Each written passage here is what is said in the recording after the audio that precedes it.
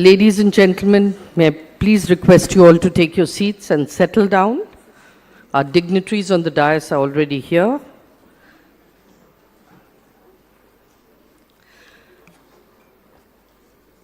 Good evening, ladies and gentlemen, and a very, very warm welcome to each one of you to the inaugural session of the second CII-India Europe Business and Sustainability Conclave, organized by the Ministry of External Affairs, Government of India, and the Confederation of Indian Industry. To start with the inaugural session, I'd like to invite Mr. Chandrajit Banerjee, Director General CII, to give his opening remarks.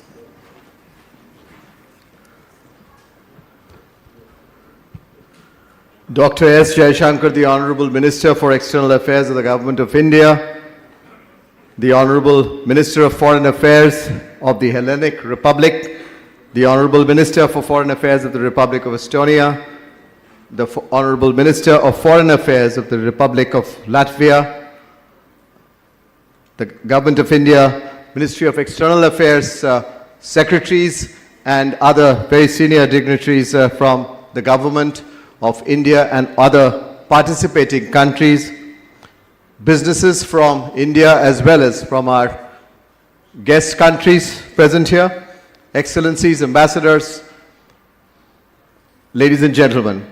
Indeed, a great privilege and honor to welcome each one of you to this important initiative and this important forum, the India-Europe Business and Sustainability Conclave. It's a privilege for us to welcome this very distinguished number of businesses besides the participating members of the governments from these countries who are assembled for the second time for this conclave. And we are indeed most honored that we have with us Dr. Jaishankar, the Honorable Minister of our External Affairs of the Government of India, to be here this evening to this very special session. Our Honorable Minister, you will recollect, sir, when you prioritized this relationship and conceptualized areas of engagement in the last conclave. There's the first conclave that we did, the first edition. You had mentioned, and I was looking through your speech, and we picked up a line, and I quote, "India and the EU believe in a multipolar global order and share a commitment to promote effective multilateralism and are increasingly considerate to each other's geopolitical, economic, strategic, and security concerns," unquote. With that as a guiding principle, if I may say, when we were designing this conference, we have structured it as the second conclave from where we had left last year. It's also been a privilege really to have with us such important senior ministers from countries across the Europe. And here we have, over here, as I mentioned, three very important ministers from the Republic of Latvia, Republic of Estonia, and of course, the Hellenic Republic. Honorable ministers, India and Europe contacts go back centuries. We have been talking about that since morning, and the two sides are working on many, many areas that we have been discussing bilaterally as well as in this forum on the business opportunities. I just wanted to mention that in this conclave where we have more than 10 of our very senior ministers from India and Europe present to share their thoughts with us. We are privileged to have such a large group, even from our diplomatic corps, about 100 of them, about 400 Indian business delegates and 400 foreign delegates from all the countries participating. This is truly a very, very important business forum. We have 9 thematic sessions, 4 country sessions, and many B2B meetings. We are trying to encourage that through our platform to get more of the business-to-business, one-to-one meetings being done in the sidelines. And we have themed this around tracks that have been identified basis the priorities that we had identified since the last meeting. And the tracks include growth and sustainability, green energy, green financing, future of mobility, digital transformation, Industry 5.0, trade agreements, maritime and blue economy, defense and circular economy. And that's been some of the most important tracks that we have really not only identified as subjects of the conference, but the side meetings that we are doing are also focused on that. I also wanted to mention about the growth and sustainability track, which builds on the recent milestones in the relationship, including the Trade and Technology Council with the EU, the India, Middle East, East Europe Economic Corridor, and the Partnership for Global Infrastructure and Investments. On the trade track, which has been, again, we are in talks, as we have been talking since morning, on the EU, EFTA, and the UK free trade agreements, which are indeed in advanced stages. And I'm happy to state that the trade between India and Europe, what we have been seeing being rising significantly over the last decades to cross and near now 200 billion US by 22-23. We are at about 175. The digital transformation track is again increasingly visible, and what we have seen in our collaborations and even in on advanced technologies that we have been talking about since morning, again in the run up to the events on healthcare space, in areas of research and innovations in this area of defense and space. We have had a special focus on Europe, including from the Indian industry, from the CII in particular. We have opened a few offices in Europe. We are trying to see how we can get services enhanced for our businesses in these who are actively engaged across Europe in some of these locations. We would really like to see that being expanded in the areas of some of the which I just mentioned. Green business, climate action, e-mobility are some of the key areas. And we are really engaging through our centers of excellence, so to say, on water, agriculture, green, sustainable, and other areas. So this comes at a very, very important point in time of our engagement, and we are now looking at undertaking this conclave going into Europe. So I'd really like to take the advantage of the presence of our Honorable Minister of External Affairs, and we will seek his guidance on doing an edition of this conclave in Europe, maybe next time, that we have done with other countries, other regions, where we do once in India and once in that region. So we would be happy to do that once again.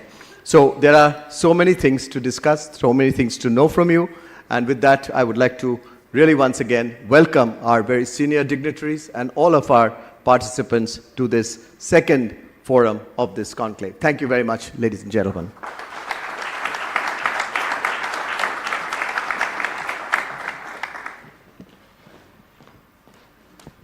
CB, you can continue.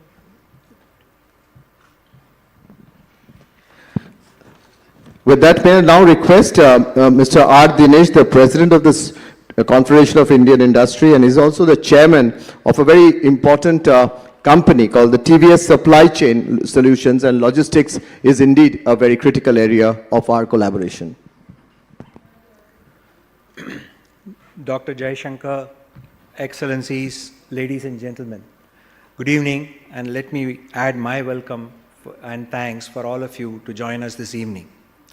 The collaboration between India and Europe holds tremendous potential to drive positive change, whether it be through technological innovation, responsible business practices, or the development of sustainable supply chains.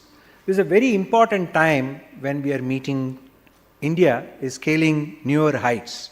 We are well aware that the economy has set to become the third largest economy by 27-28, which is fueled by strong economic reforms, a large consumer market, mission mode infrastructure, and an young workforce. Going forward, digital, critical, and emerging technologies, including responsible use of AI, will drive India's growth across various sectors, including agriculture, manufacturing, and service. As all of us know, India has taken a clear position in terms of its net zero target and is well on its way to achieve those targets through programs that promote renewable energy and the usage of the same. In fact, many of you may be happy to know that today, India is the second largest country in terms of its registered green buildings with a footprint of around 10.5 billion square feet of green building space. And we are very happy, which has been also facilitated by the efforts of the CII Green Business Center. Considering the sustainability track which is going to cover, or which is being covered in the conclave, obviously the focus is on green finance, the future of mobility, maritime and the blue economy. All of us know that on green energy, India has emerged as the fourth largest renewable energy user with about 180 gigawatts of renewables.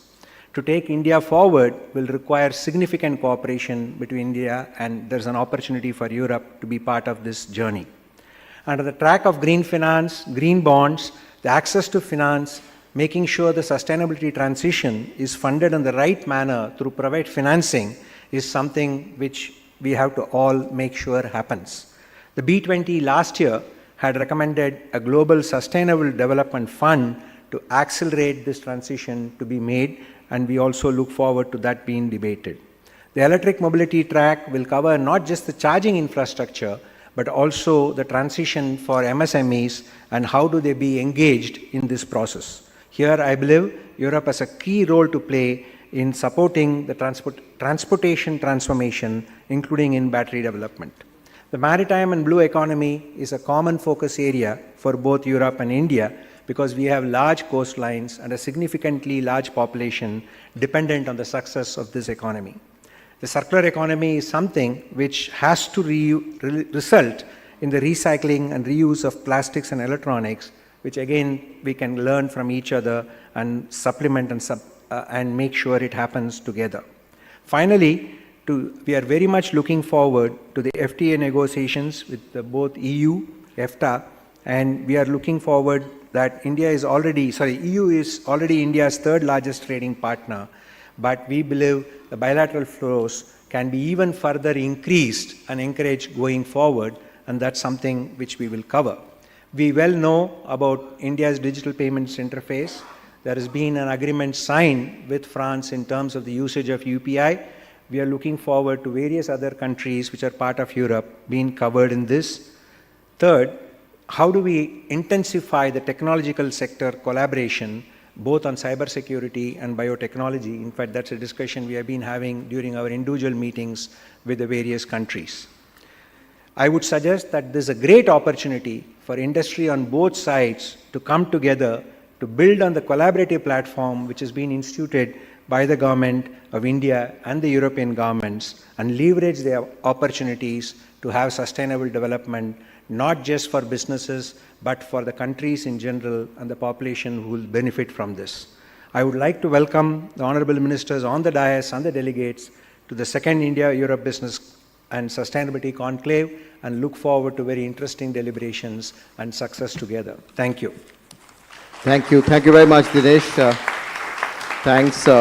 May I now request our ministerial guests, and I'll start with the Honorable Minister for Foreign Affairs of the Republic of Latvia, His Excellency Mr. Krišjānis Kariņš, to give his remarks.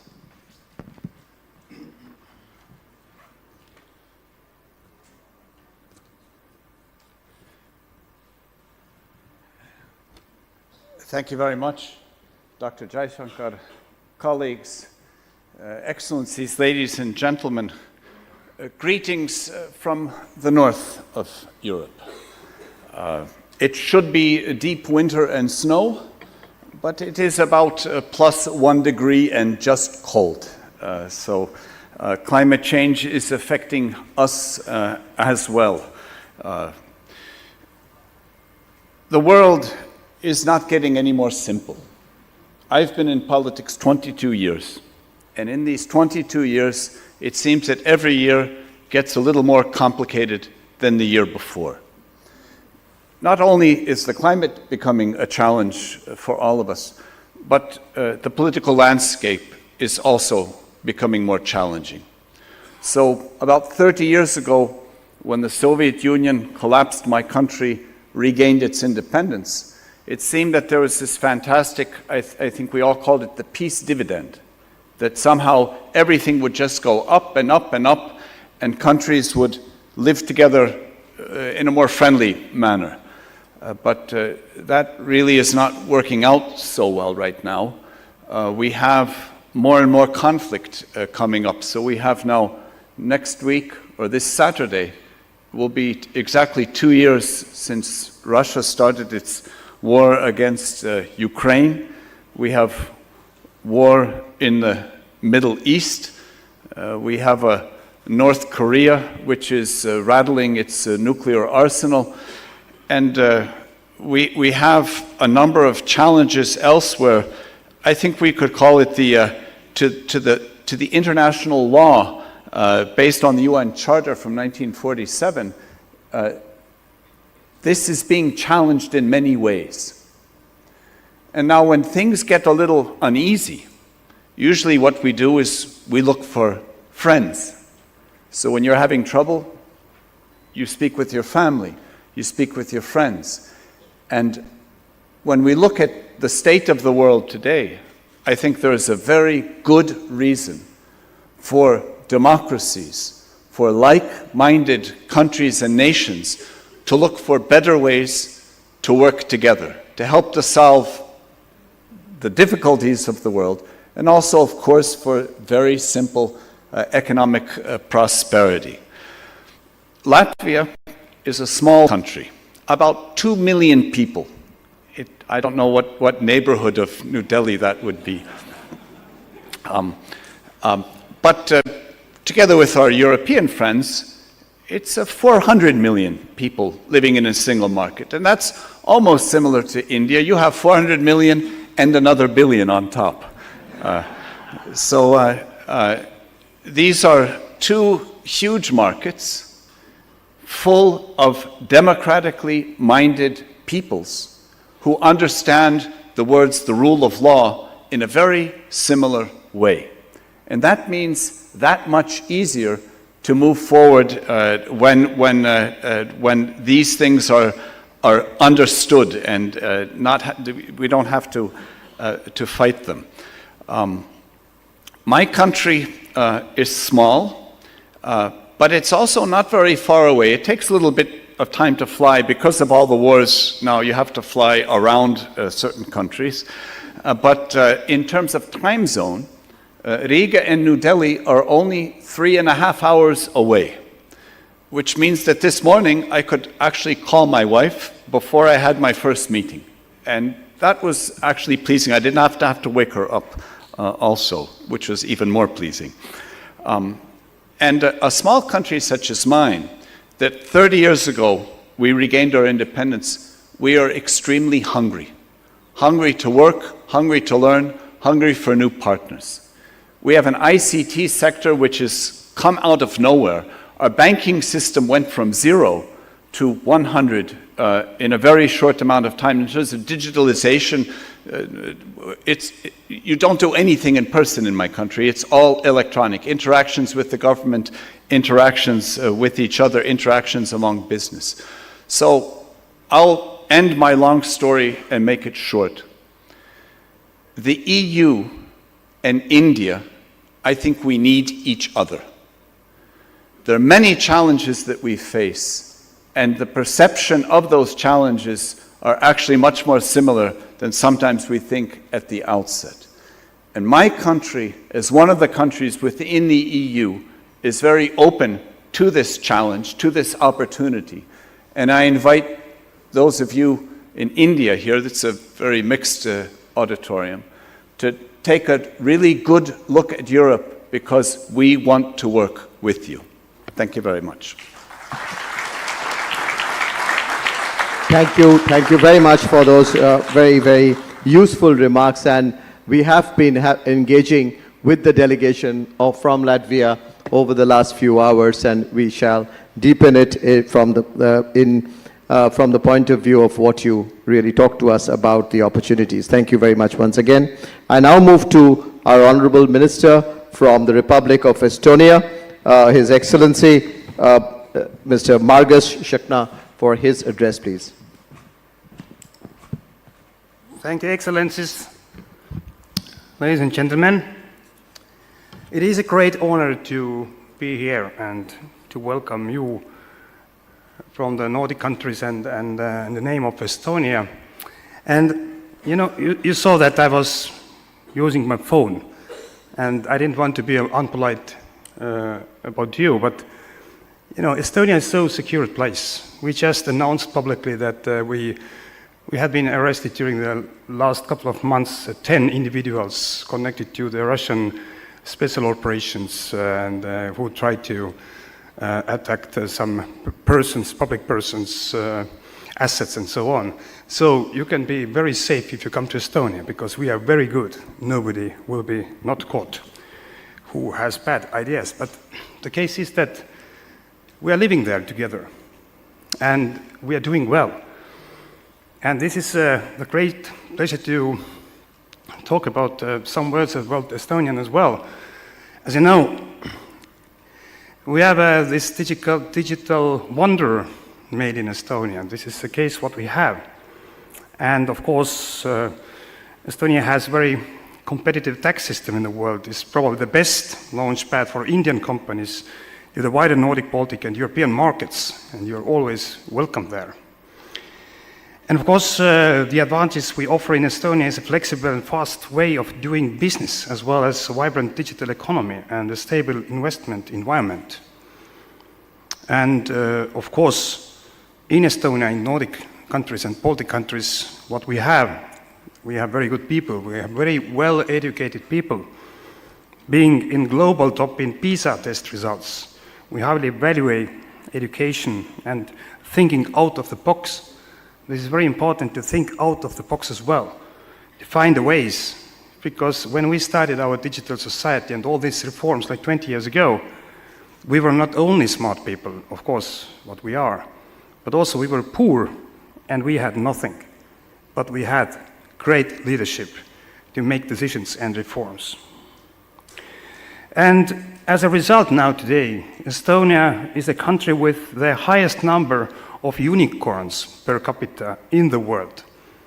So it shows that we have the good environment for the great minds. And unicorn, you know very well, is something which is changing some topics globally. And we have them pretty many there. But of course, I'm a foreign minister of Estonia. I have to say good things about my country. So I am doing, but I'm not lying, because I'm very bad in diplomacy. I'm the politician, you know, I'm an honest person. But you can believe and you can check publicly that 99% of public services in Estonia are available online 24 hours a day. So it's a proof that I'm serious. So really e-services, 99% our services, public services, are also in e-services 24/7. And it means, as an example, that we can do things. And all these reforms, all these services, all these digitalization processes and change of governance, we are changing the governance. And if we're changing the governance, digitalize and going on over the e-services, the corruption level went so low after 20 years that we are at the same level with Nordic countries already. So this is so important, that people know exactly where the money is going, how much taxes they're paying, and so on. And just a last example, what really happened, honestly, I did last week, with thousands and thousands of Estonian people, we're paying taxes once a year. And tax form we do within 2 minutes. 2 minutes. And I didn't spend, and nobody spent even a cent for lawyers. So we can do things like this. But I'm not saying and advertising Estonia, but why we are here is that I think and I see the power and the will and the same values what India has, a huge market, but also the leadership position on technology and innovation. And this is something what we can do together, the Nordic Baltic countries and India, that we can change the world together. We can have a scale-ups, we can have a huge potential together, and we are more than ready to work together with you, because the next level of reforms are coming. AI and all the other topics are there. So we can do things together. And I would like to finalize as well, because I see many business people here, is that all these reforms, all these developments, what we have done in Estonia, we have done together with the private sector companies. No public sector developments, because we believe that the private sector knows better how to do things, how to change, how to put great ideas on the table. And we have done all the mistakes you don't have to do again. So this is our guarantee, what we can give you as well. So, welcome to Estonia. We have a groundbreaking e-residency program who enables already more than 80,000 people. If you join this e-residency, you are mainly becoming the resident of Estonia, but all the environment of the business is opening for you as well. And through that, it's like a gateway to European market. So, welcome to Estonia, welcome to Europe. Baltics, Nordic countries are very safe, and I would like to say once more that let's collaborate, let's put our minds and people together. We can change the world. Thank you. Thank you, sir. Thank you for those remarks and those inputs. And I'll now move to our third guest, the Honorable Minister of Foreign Affairs of the Republic of the Hellenic Republic, His Excellency Georgios Gerapetritis.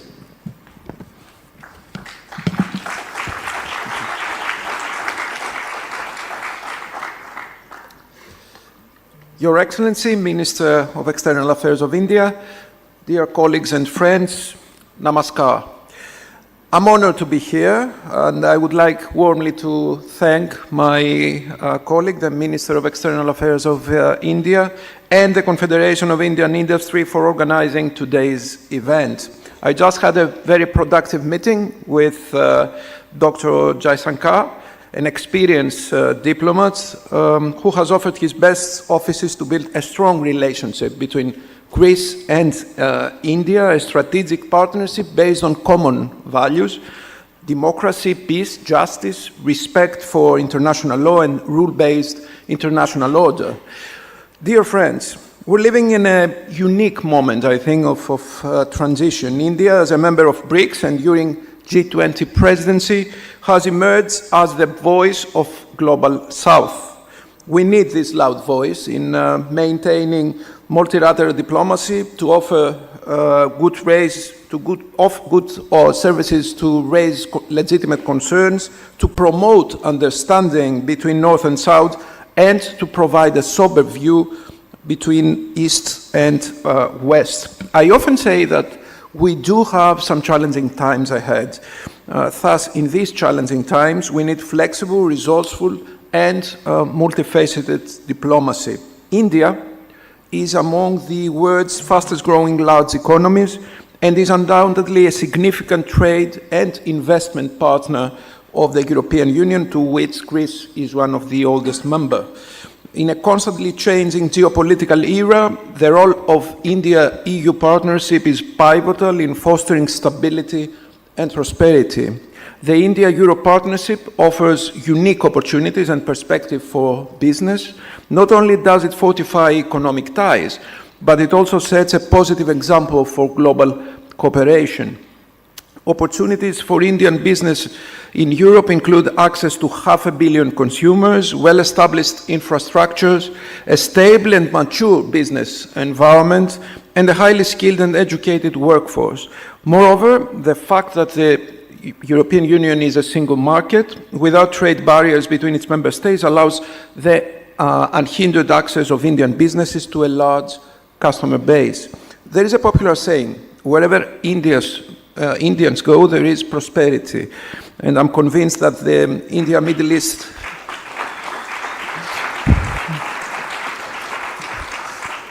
let's hope that it goes the other way around as well. Where European Union goes, there is prosperity as well. So, and I'm convinced that the IMEC, the India-Middle East-Europe corridor, will bring India, thus prosperity, to Europe. Greece, my country, aspires to be an integral part of this visionary project of IMEC, being the gateway of India to the European Union.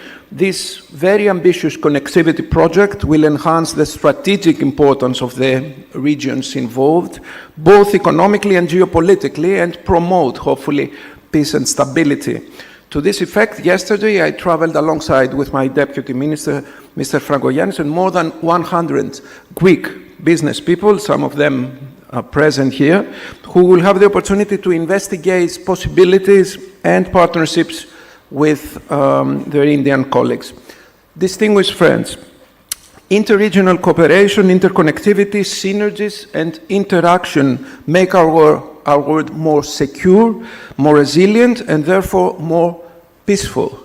Please allow me to conclude with a quotation from Dr. Jaishankar's latest book, reflecting the aspirations of contemporary India, but also the perception of the world vis-à-vis India, to which I fully concede.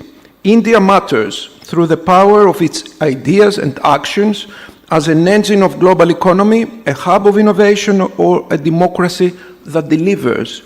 India's economic progress contributes to a rebalancing and multipolarity that is still unfolding. Thank you so much.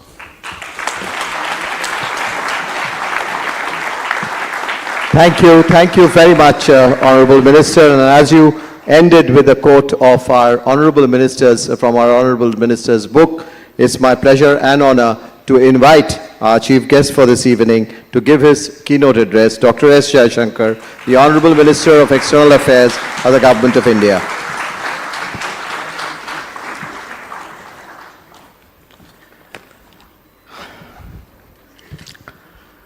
My colleagues from the Hellenic Republic, Estonia and Latvia, Excellencies, ladies and gentlemen, let me say what a great pleasure it is today to join you at this conference.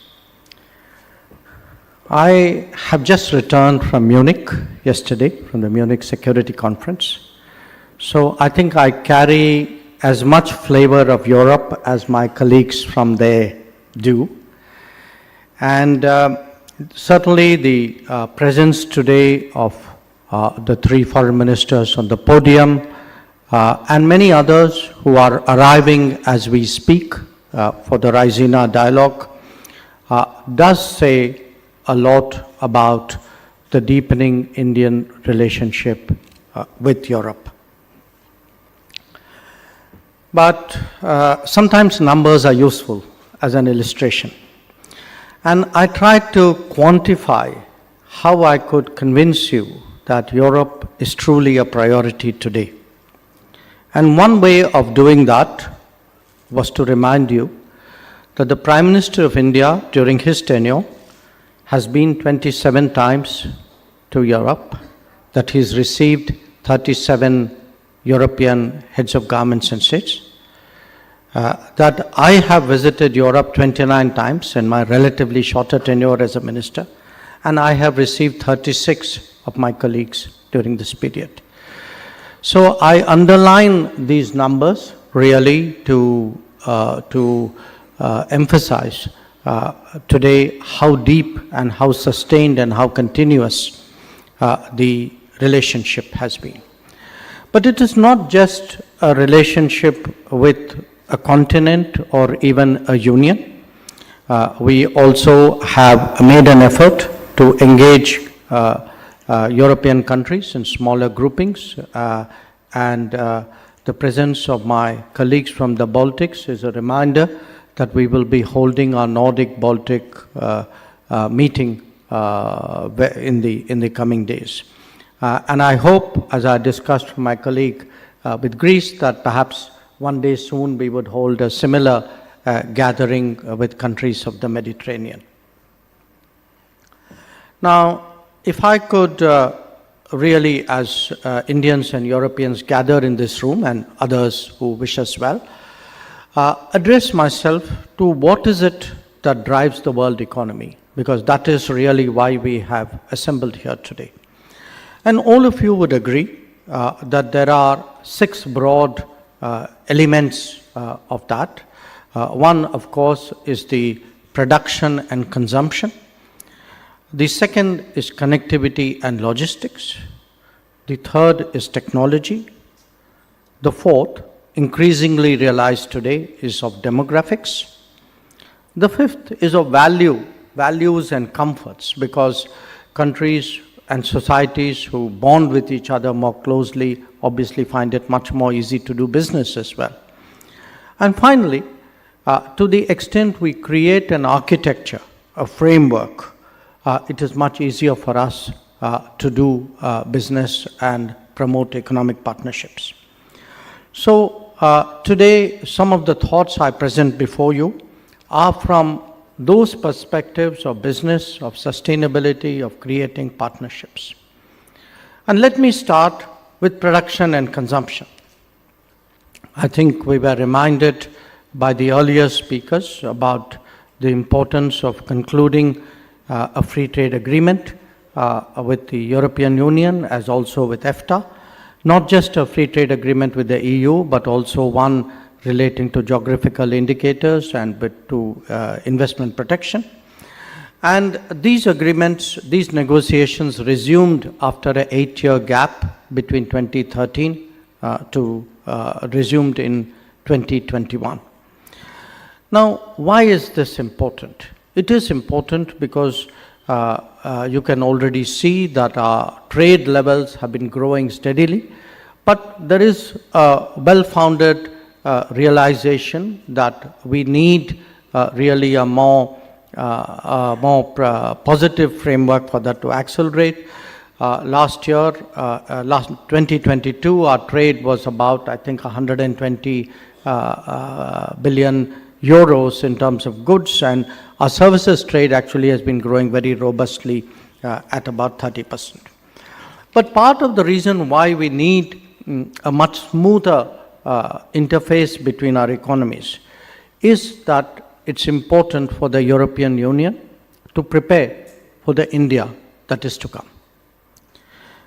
And what is that India which is to come? Today, India has a GDP of about 3.75 trillion dollars. That GDP by the end of the decade would be 7.3. By the time we are into our 100th year of independence, is estimated at 30 trillion. And according to Goldman Sachs, by 2075, we would be at 52.5 trillion. So that's an arithmetical way of saying that India is going to be an increasingly significant economy, the second largest by 2075, but certainly the third largest by the end of this decade in national terms. And that is something which the European Union has to take into account. Now, the size of the economy is one. You can also see it in terms of growth. If one looks at India's trade in the last decade, from below about $570 billion, it has grown to almost double that amount to $1.18 trillion in 2022. And the growth in trade is only likely to increase in the pace of it is only likely to increase in the coming years. Now, I mentioned those two, but there is a larger shift which is occurring in India, larger transformation, and that is reflected in making it easier to do business, in making it easier for living, in the infrastructure changes which are captured by our Gati Shakti initiative, in the digital changes which are driven by the digital delivery programs we have, and not least by the enormous talent pool whose quality and size is growing by the day. Now, while those were thoughts about production and consumption, why it is necessary today for the European Union to focus more in India and vice versa. Let me say a few words about connectivity as well, because my colleague from Greece touched on it. He spoke rightly about the IMEC corridor, the India, Middle East, Europe Economic Corridor. And when this agreement, this understanding in principle was reached last September on the sidelines of the G20, perhaps all of us were not adequately cognizant of the fragility of existing connectivity. Recent events on the Red Sea, in the Gulf of Aden, have reminded us of that. And it isn't just recent events. If we go back, we saw what happened when the Suez Canal was blocked by a mishap for some time. So the need today to create multiple corridors of connectivity, supporting corridors of connectivity, different forms with their own inbuilt resilience, is something which is vital. And it is vital because at either end of this, you actually have two big production and consumption centers, Europe and India. Now, the IMEC is not the only corridor. There are others. There's a longer one which is being worked through Iran. But I also want to mention some other potential connectivity channels which would be of long-term interest to India and Europe. One of them is actually the polar route. So climate change, I should remind our Latvian colleagues, sometimes can have some inadvertent benefits as well. So there is today a serious assumption that the polar route could actually open up a different logistical pathway between India and Europe, which will go through the Indo-Pacific. I must also share with our European friends that within South Asia, in this region, South Asia and beyond, there are again very big connectivity projects already under execution, and still bolder thoughts in the making. Between India and its immediate neighbors, Bangladesh,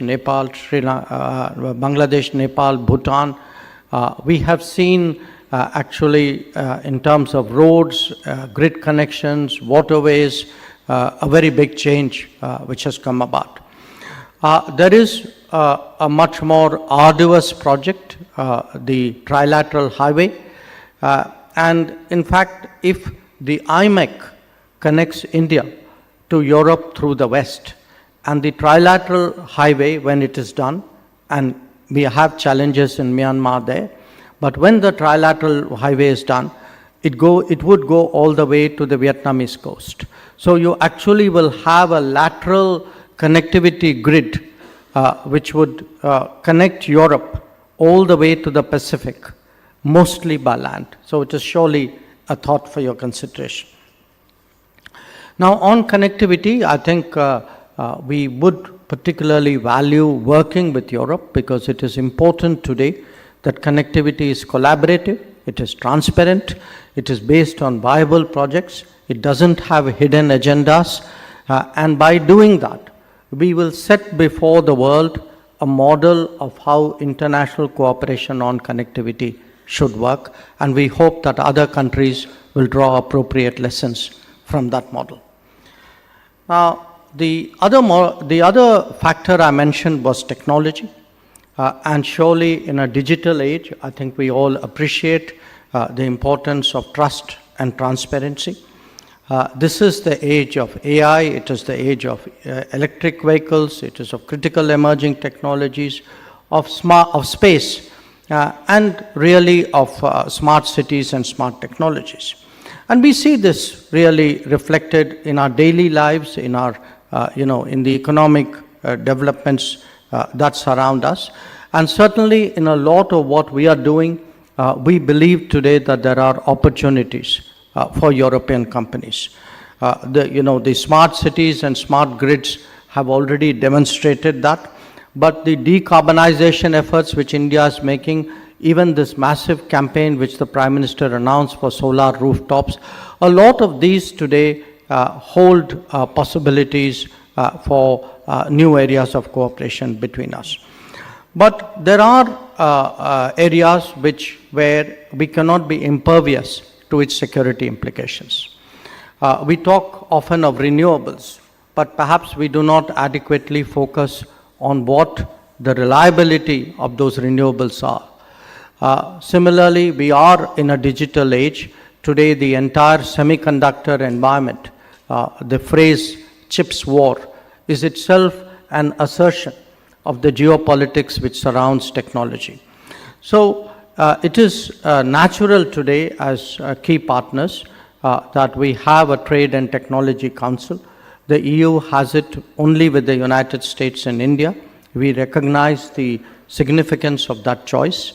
I met Vice President Vestager in Munich, and certainly it is our intention to hold the next meeting of the TTC this year, hopefully sooner rather than later. A few words about demographics. I think today the skills and talent issue is something which is faced by businesses across the world. And a lot of what businesses try to do is to plug those gaps and ensure that they have the access which is necessary for their continued growth. Now, we have in the last few years concluded a number of agreements on mobility with our European partners. And the plus point of these agreements are that, one, they promote legal movement, and two, they promote movement of certain skill sets. So it is something which fits in very neatly with the consumer requirement at the other end as well. And here I just want to share with people in business I would say almost the explosion which you see in India's talent capabilities. That if one looks just at the last decade, in the last decade, 7,000 new colleges have opened in India, which means 2 new colleges per day in the last decade. There have been 400 new universities, 8 new institutes of technology, 8 new institutes of management, 13 new institutes of medical sciences, what we call the All India Medical Sciences, 16 new institutes of information technology, and 74 institutions of national importance. So I just throw those numbers at you because I want you to grasp today the transformation not just in our infrastructure, not just in our governance, but also in the human resources of this country. And the way we are heading into the digital age, into the knowledge economy, it is that human resource which will actually be the real connect between us. Which brings me, of course, to the importance of values. I think, again, part of the tailwind we have in developing our business is the extent of trust that as pluralistic societies, as market economies, I think we know intuitively there are things we do, there are things we don't do. And the systems, I think, engender a great deal of comfort, which will certainly be helpful to the partnership. And finally, as I said, we need a framework. Today, the world after COVID is looking at a new form of globalization. A form of globalization where we are more secure in our own countries and regions, where there is greater resilience and reliability in supply chains, where there is greater trust and transparency in the digital world. In a sense, I would say the economic description of that very multipolarity which my colleague from Greece referred to. So once again, let me thank you all today for the opportunity to speak to you. And I would like to end in a way with a comment on something which my Estonian colleague said. He said that, democracies work, and that's why we change governments. Believe me, in this country, we know when democracy really works, we re-elect governments. So I want to promise our European colleagues that there will be stability, there will be continuity, there will be more vision, there will be more change, there will be greater reform, and there will be certainly more business. Thank you once again.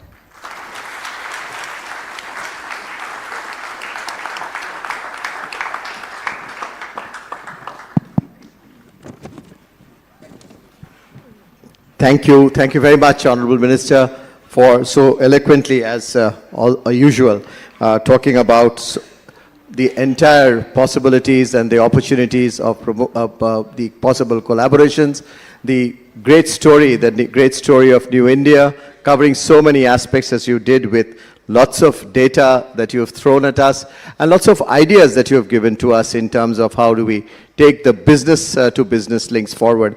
Indeed, grateful for always encouraging our forums where we really focus on business to business collaboration, but the blessings of the governments are so very critical as we do our commercial transactions.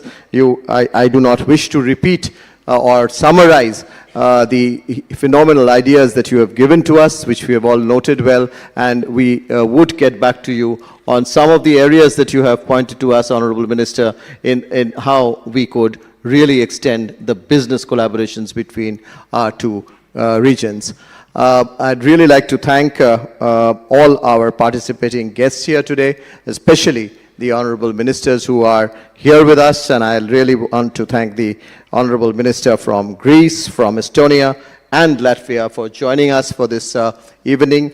We have had a phenomenal collaboration and participation with all our European friends, and I'm so grateful that many of our, besides the ministerial delegations, the business delegations, the ambassadors from Europe who are present here, thank you very much for that. And we have a very strong participation also from our Indian government, from the Ministry of External Affairs. We have here our Foreign Secretary seated, Mr. Vinay Quatra, the Secretary ER, Mr. Damu Ravi. We also have others from the External Affairs Minister. In fact, one ambassador who's traveled all the way from Greece, I do wish to pick up Mr. Tandon for such a great delegation that he's got from there. And of course, our additional Secretary of Central Europe, Mr. Sahu, and the Joint Secretary Europe, Mr. Srivastava, who's been a part of the co-organizing team for this forum for the second time. And as we discussed, we would take it to Europe very soon with their support and with their understanding. With that, ladies and gentlemen, please join me once again in thanking and warmly appreciating the phenomenal contribution that we have received from this four very, very star ministers from our countries. Thank you.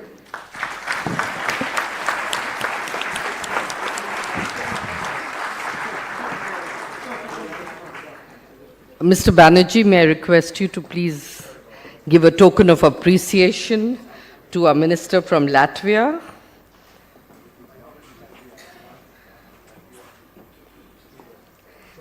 And to our minister from Estonia.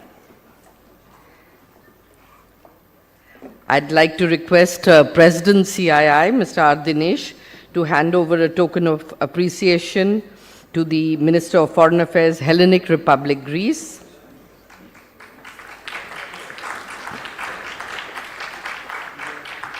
And to our very own Minister, Dr. S. Jaishankar, for being here with us today. Ladies and gentlemen, a loud round of applause as we end the inaugural session. May I request all of you to step forward for the photo opportunity?